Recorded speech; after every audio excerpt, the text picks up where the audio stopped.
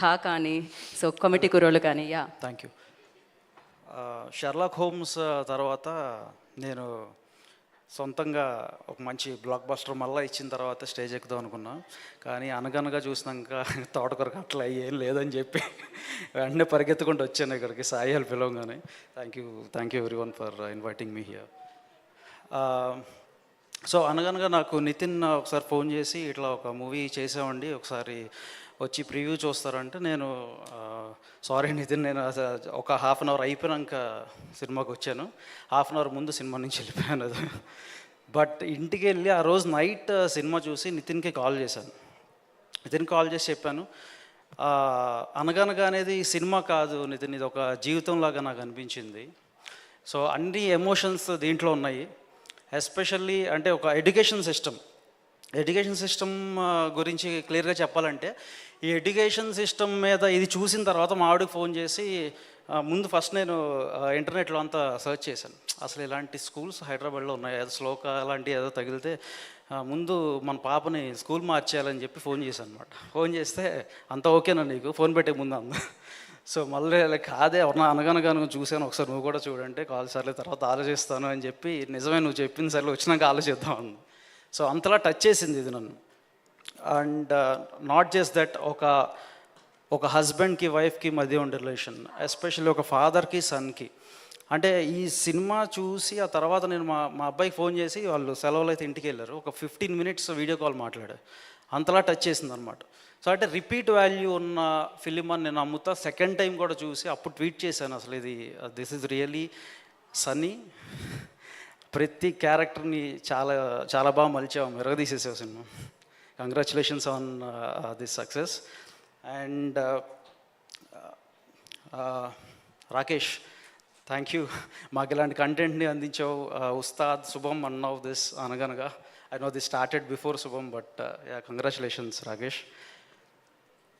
And Sai గురించి చెప్పాలి. I don't know where he's. Waves ఈవెంట్కి వెళ్ళాం మనం రీసెంట్గా ముంబైలో. అంటే సాయి టాలెంట్ చూసి నేను ఆ రోజు ఫిదా అయిపోయిన రోజు అనమాట అది.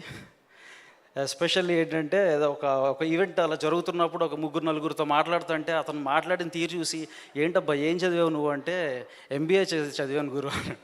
వెంటనే నేను క్రాష్ కోర్స్ కూడా తీసుకున్నాను.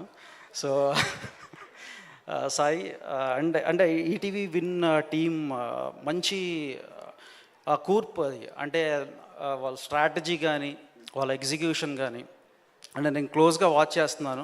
వాళ్ళ దగ్గర నుంచి వచ్చే కంటెంట్ ఇంకొక 10 years ఆగి నాకు ఏదన్నా నా లైఫ్లో నేను ఏదన్నా మిస్ అయ్యాను అంటే ఈటీవీ విన్ కంటెంట్ ఒక్కటి వేసేసుకుని ఆ సిరీస్ని కానీ లేకపోతే ఆ సినిమాలను కానీ చూస్తే చాలు, మనకున్న మెమరీస్ అన్నీ వీళ్ళ రిఫ్రెష్ అని నాకు అనిపించింది.